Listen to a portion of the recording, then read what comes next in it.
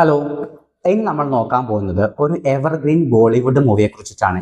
സിന്ദഗി നാ മിലേഗി ദോബാര.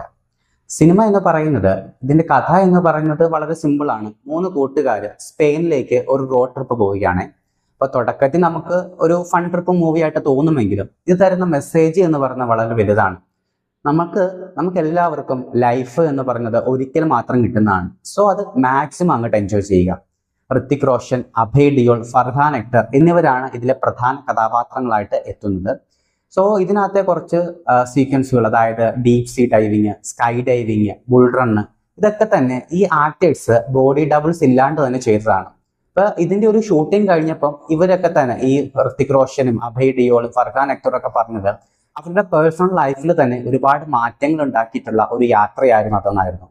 പിന്നെ ഇതിലെ സോങ്ങുകളും എല്ലാം അടിപൊളിയാണ്. ഇതിനകത്തുള്ള സെന്യോരിറ്റ എന്ന് പറഞ്ഞൊരു സോങ്, അത് നമ്മുടെ ഈ ആക്ടേഴ്സ് തന്നെ പാടിയിട്ടുള്ളതാണ് കേട്ടോ.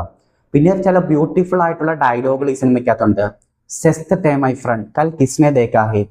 കാരണം ഇന്നിനെ പറഞ്ഞിട്ട് നാളെയുടെ പുറകെ ഓടുന്ന ആളുകളാണ് നമ്മൾ എല്ലാവരും.